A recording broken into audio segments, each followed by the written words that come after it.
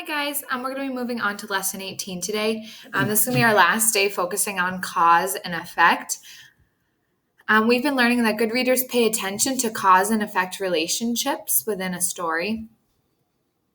Our vocabulary word today is roots, and roots has many meanings. You can think about roots of a tree, you can think about root words, and you can also think about this related to family. So one meaning of roots could be that it's the position or the base of a family, so the beginning. So some words that are similar to this are heritage, genealogy, ancestry, bloodline, and descent. So genealogy is the study of family history. Heritage is things from your past and things that your family has in common. And the bloodline is the family blood. So like when your parents have kids, you have the same bloodline as them. They have the same bloodline as their parents. Today I'm going to teach you that good readers continue to pay attention to cause and effect, and they think about how the effects are positive or how the effects are negative.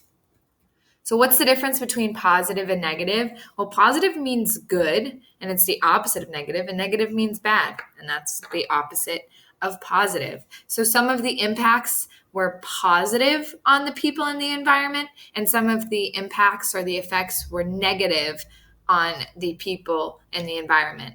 And remember, we're talking about the gold rush, so the effects could either be positive or negative. So what we're going to do today, we're actually not going to read. We're going to be analyzing our findings.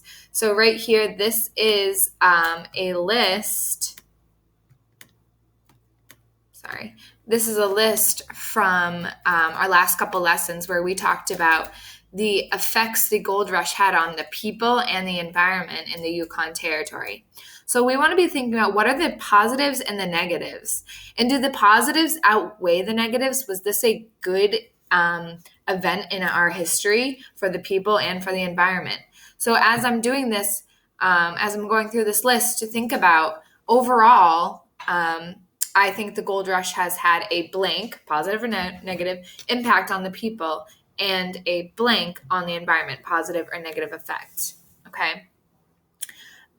So as we go through the list, I'm going to color code them either green for positive, red for negative. Okay. So for the people, many people gave up their jobs to become prospectors. This isn't positive or negative.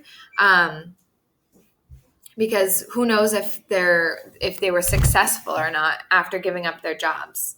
They moved to where they might find gold. It's positive for some people, but not positive for everyone. Businesses profited from the influx of people. So this was good. So the businesses that did open there in the boom towns and the trading posts and things like that, the bakeries, all the different businesses, they profited. They did well from the big surge of people. So that's definitely a positive. One negative was that there was conflict between the natives and the white people. Native people became packers. This isn't negative or positive, or I guess you could say it's both. It's negative because Native people weren't allowed to stake claim and pick a spot to search for gold, and they weren't treated the same way that the white people were. And but they also found a new job. So it's not positive or negative, or you could say it's both. The next one, children received an education. That's definitely a positive. With the big influx of people, Native children and white children were able to receive an education. And then people adapted to the new civilization. So they learned to adapt, which is definitely a positive. Our environment, that's talking about the surroundings. So trees were cut down. That's a negative, and I'm sure that affects the wildlife there and the actual physical environment itself. New towns were built. It's positive or negative. It could go either way. Schools were built was a positive. Trading posts were built. That was a positive. Towns grew. So they became larger and larger. It could be positive. It could be negative. It depends on each person, and it depends on where in our environment that is.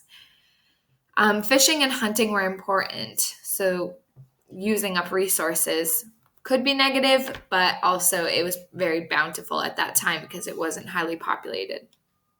So what I'm going to ask you to do today, in the comment section, I want you to use this sentence frame. Overall, I think the gold rush had a blank, positive or negative, impact on the people and a blank, positive or negative impact on the environment. Okay, so what do you think? Do you think it was overall more positive than negative? Did the positives outweigh the negatives?